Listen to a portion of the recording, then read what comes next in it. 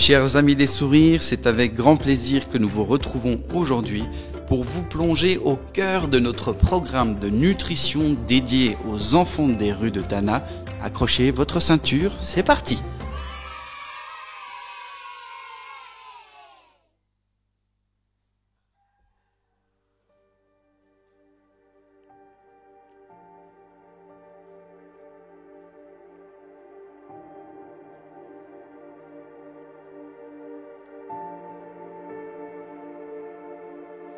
« 2400 », c'était le nombre d'enfants dont parlait l'UNICEF en 2019, nombre d'enfants vivant dans la rue de Tana.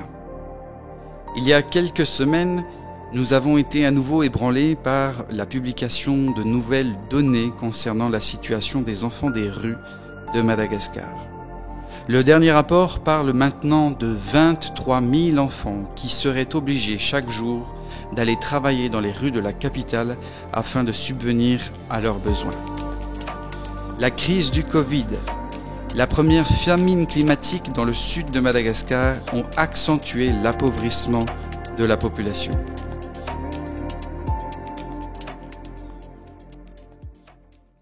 Avant de vous détailler le programme de notre action auprès des enfants des rues, j'aimerais vous parler de quelque chose d'un peu spécial. Ça s'appelle la koub. K-O-B-A. Qu'est-ce que c'est ? C'est une farine nutritive infantile utilisée par les grandes organisations internationales, UNICEF, Médecins du Monde, ONU, etc., qui permet en fait d'apporter les nutriments nécessaires à la bonne croissance de l'enfant. Donc c'est une farine à base de maïs, soja, riz rouge, il y a du sucre, du lait en poudre, mais c'est surtout fortifié en micronutriments comme de l'iode, le fer, le zinc et l'ensemble des vitamines nécessaires à une bonne croissance des enfants. Ce qui est intéressant avec cette farine, c'est que si un enfant en prend plusieurs fois par semaine, il peut retrouver une courbe de croissance normale.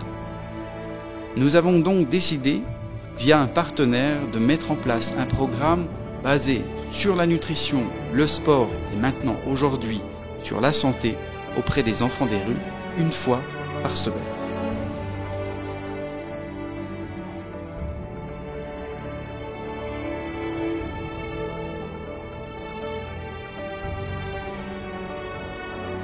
Ce programme se veut global, c'est-à-dire nous mettons en place une activité sportive pour aider les enfants en fait à apprendre des codes sociaux, respecter l'arbitre, respecter les autres, mais également à prendre conscience de son corps, éveil corporel, jeu d'adresse, sensibilité, etc.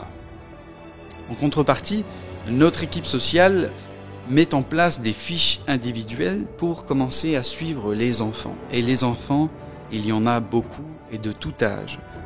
Quand je dis tout âge, cela va d'enfants de quelques jours à des enfants de 15, 16, 17 ans.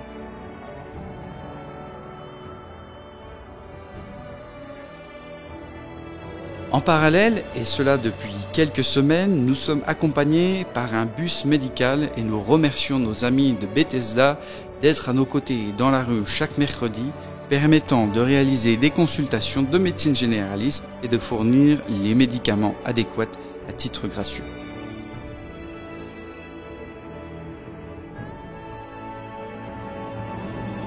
Ce travail auprès des enfants des rues est de là, bien sûr, symbolique puisque c'est le pourquoi nous sommes venus à Madagascar, mais c'est également un travail de première instance. Ce travail de récupération de données est extrêmement important pour adapter la réponse à la situation auquel ils sont quotidiennement confrontés.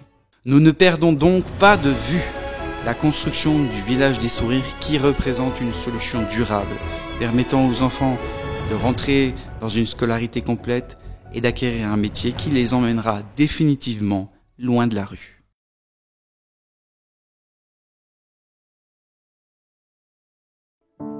Pour continuer l'aventure des sourires, on vous propose de nous suivre sur les réseaux sociaux ainsi que sur notre blog. Et si vous n'avez pas encore parrainé le Village des Sourires, rendez-vous sur notre site www.2400sourires.org. Et rappelez-vous, aimer sauve toujours.